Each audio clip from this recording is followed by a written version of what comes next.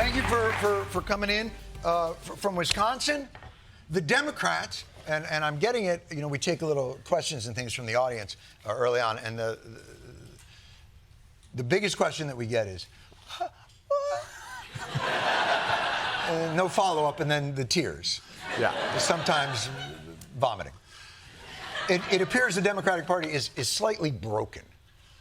You run the Wisconsin Democratic Party, which was broken before you took it over. There was a supermajority in Wisconsin. The Supreme Court of Wisconsin was diabolically making changes to withstand power. Scott Walker was the governor. How did you turn that situation around? So Republicans took over Wisconsin in 2010 and immediately smashed unions, suppressed voting rights, gerrymandered the living daylights out of legislative maps to make sure they'd never lose power, even if voters tried to throw them out. And for years, it looked as though Wisconsin was going to fall off the cliff, be a state where Republicans controlled everything, whether voters liked it or not. Undemocratically so, because through all those methods, like what New York, the Democrats in New York had tried to do is gerrymander it, you know, even if it was closer than it should be. Those were the methods they undertook. So 2012, 2018, Democrats won a majority of the votes for the legislature. Republicans got almost 2/3 of the seats. Wow. And 2018, I moved home and volunteered. Governor Evers, now Governor Evers, ran, and in a landslide year for Democrats nationally, he won by 1.1 percentage point. Super, super close. It was like we'd grabbed a branch as we fell off the side of a cliff, and we were pulling ourselves up by our fingernails. Republicans then took away a bunch of the powers he'd been elected to wield. Republicans re-gerrymandered the state through the state Supreme Court after that. And I was elected chair in 2019. With the goal of supercharging our kind of grassroots organizing and how we communicate across the state. And year over year, we won two critical state Supreme Court races. We were able to re-elect Governor Evers, stop a Republican supermajority. Finally, a new kind of pro-democracy majority on the state Supreme Court struck down the gerrymander. We stopped Republicans from preemptively impeaching a Supreme Court justice. Right. And this year, finally, for the first time in 15 years, we had fair maps. And it meant that even in a year where we were basically 50-50 statewide in terms of the votes, we flipped 14 state legislative seats. It is now, Democrats are on track to win a majority in both legislative chambers in 2026. Wow. We re-elected Tammy Baldwin to the U.S. Senate. We actually added votes for Harris relative to Biden. We were the battleground state, the whole state in the country that came closest to defeating Trump, where Trump still won. There was a lot of Republican turnout. There's still work to do. But we're a democracy again. And so that is the goal. That is the fight that we're fighting. Here's the idea. I'm just going to throw it out there. I'm just spitballing. We gerrymander the shit out of that place and appoint a bunch of Democrats to the state Supreme Court and cut all the power out from... No? No. Okay. No. All right. Your plan's probably good, too. What we want is a government that is structurally required to pay attention to what people want and is held accountable for what happens, whether or not they actually deliver it. Was it only a structural issue? Oh, they're going to applaud. Did you make any changes to the messaging to connect? Because, again, I don't want to give the impression that I think that this election the Democrats lost because structurally things were against them. I think they have a messaging issue. I think they have a what do they stand for issue.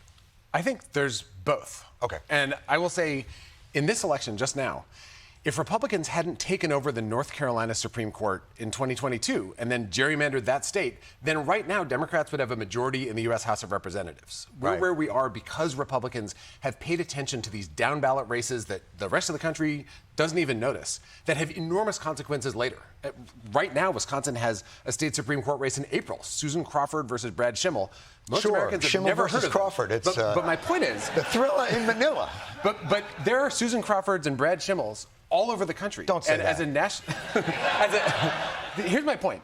The National Party, there is an infrastructure piece, which is to have a strategy in every state to prevent that state from being rigged and thrown out of whack. I see. And that's part of what we need to do at the Democratic National Committee. That's why I'm running for DNC chair now. And you're running to be the national DNC chair. Yes, I am. You are outside of, though, the establishment. Look, one of the things that's been difficult for the Democrats over these past years is they have been a real status quo establishment party. They suppressed, I think, Bernie's role in the 2016 election. They've put their thumb on the scales pretty clearly. You're an outsider. Are they going to put their thumbs on the scale against you? I think Democrats across the country, members of the Democratic National Committee, there's a real sense of unity that we need to change and adapt and win elections. And the question is how we do that. And to me, it is these two things. One of them is organizing, building the kind of infrastructure and apparatus, supporting state parties across the country to have the kind of strength that has made such a difference in Wisconsin. And the second piece is that we need to show people, working folks across the country, and this is across race and ethnicity, this is rural areas, small towns, cities, suburbs, that we are fighting for them and that we mean it, that we know this is not a game. And that, to me, is the central thing, that we know Trump next year is going to try to pass a multi-trillion-dollar tax cut for the richest people in the world. And he'll do that by trying to cut health care. They're talking about cutting the Veterans Administration and veterans benefits. That's stuff that the vast majority of Americans do not want. And Democrats need to get caught trying to fight back against that and to create a country that works for working people. Right. But see, that...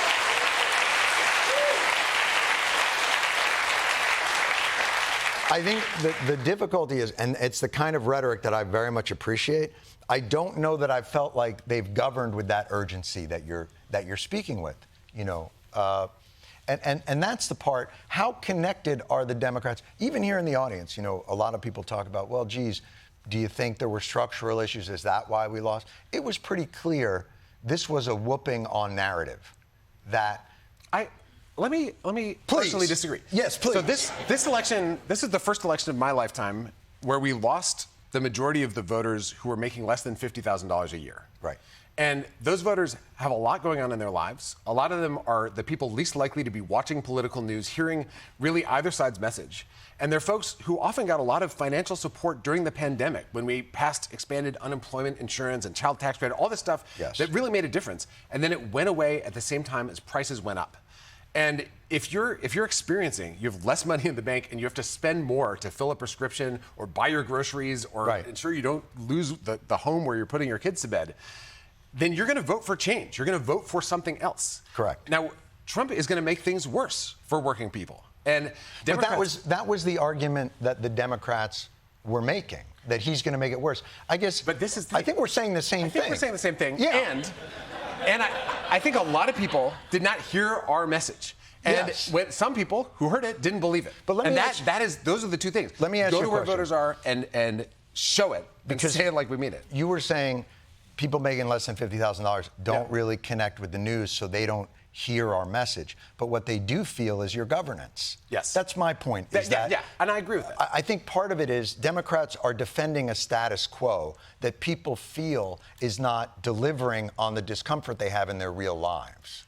I think that during Trump's first administration, sometimes we'd say, this is not normal. And it wasn't normal. But it's also the case that what's normal is not necessarily okay. Boom.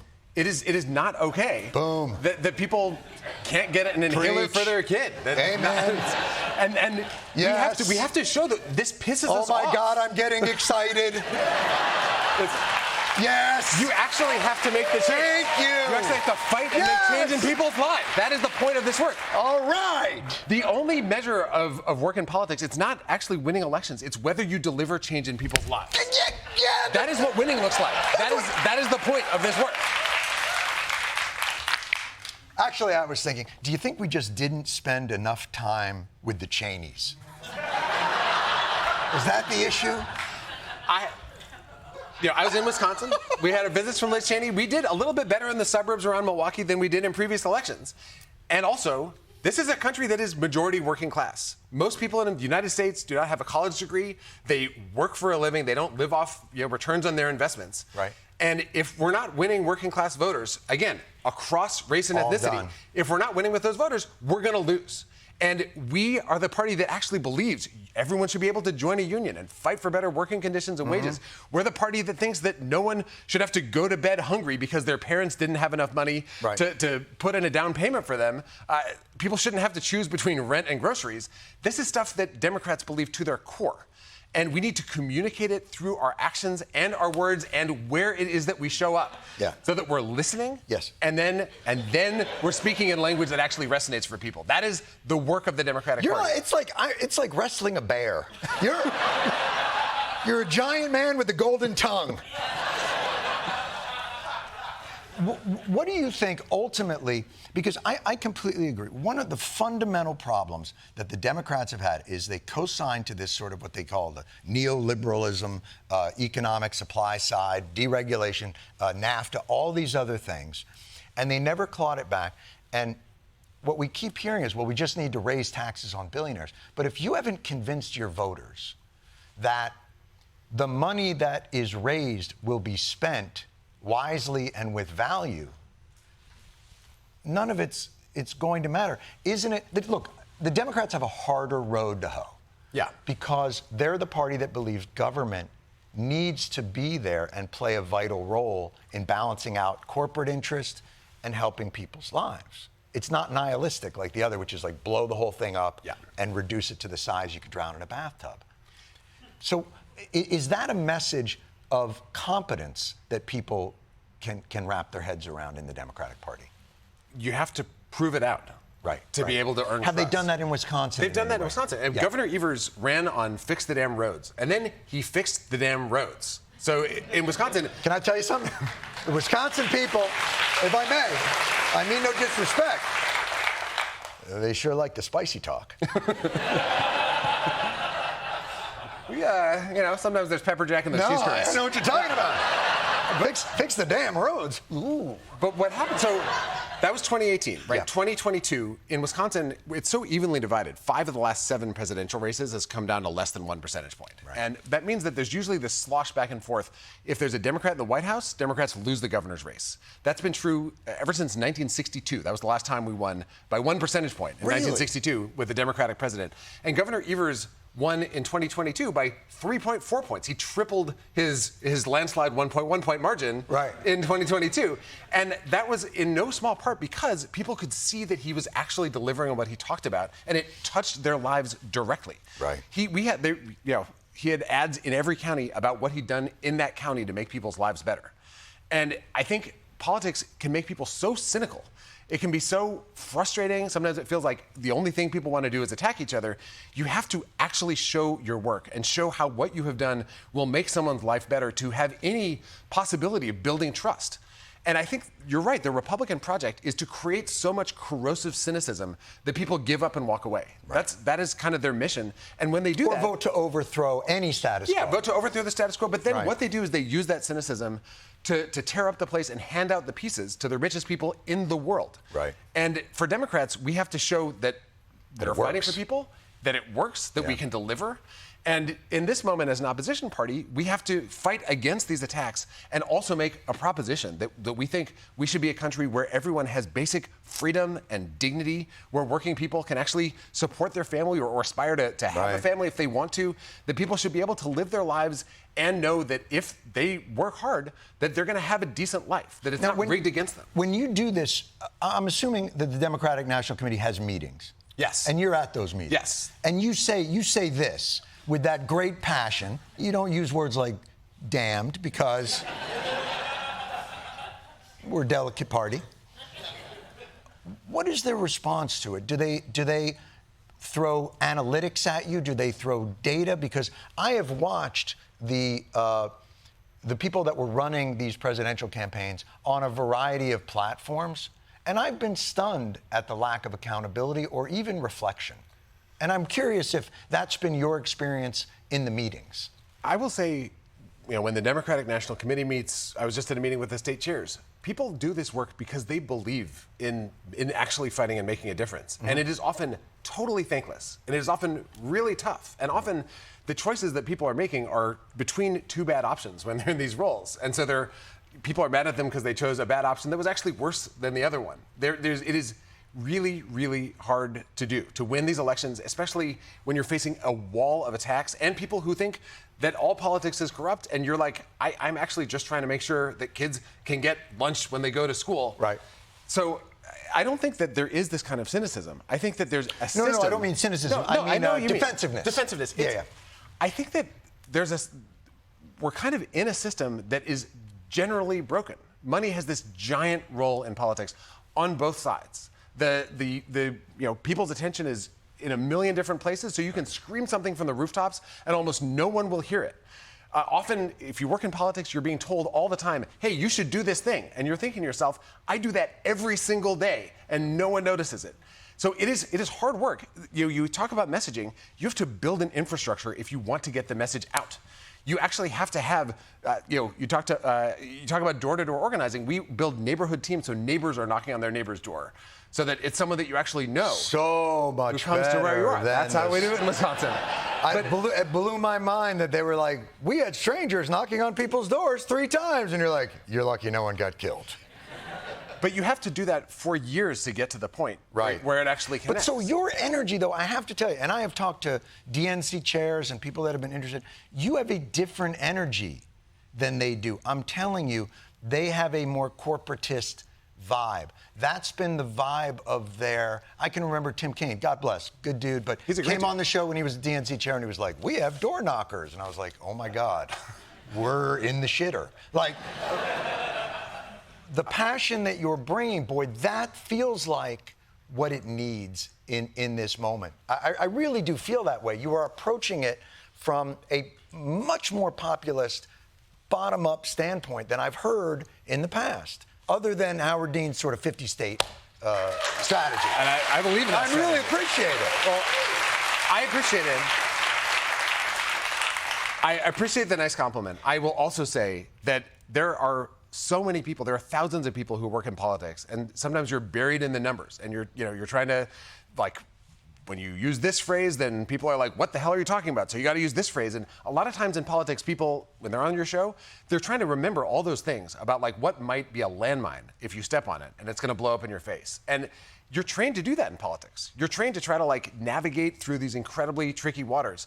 And that is sometimes important work to hold a coalition together, but it's easy to get lost in that and not actually go to the whole point of the thing, which is to fight in a way that makes a difference in people's lives so that they remember who was on their side when something went wrong. And they understand who's trying to rip them off. Like, that is the reason why politics actually matters. Is someone writing this down?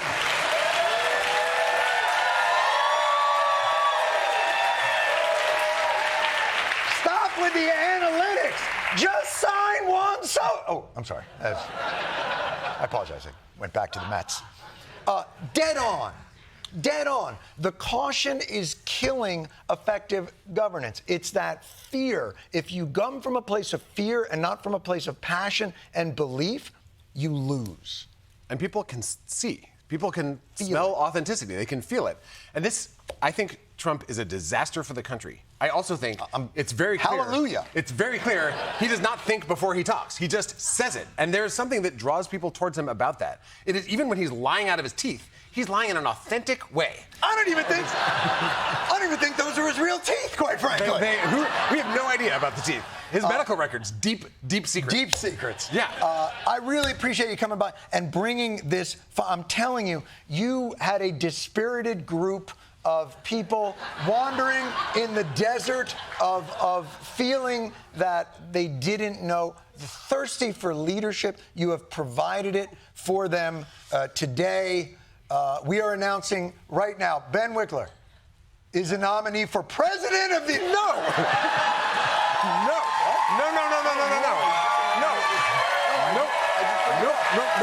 One here, a second. I'm running it for chair. Democratic. It's done. This is official. Listen, it matters who leads the Democratic National Committee, and it matters who leads state parties, and it matters who does this work. Because this doesn't happen alone. You have to have millions of people involved to be able to make elections like this work. I'm running to get people involved. I want people to join and fight and win. What are we doing? Thank you. Thank you for having me. Wisconsin Democratic Party Chair Ben Wikler.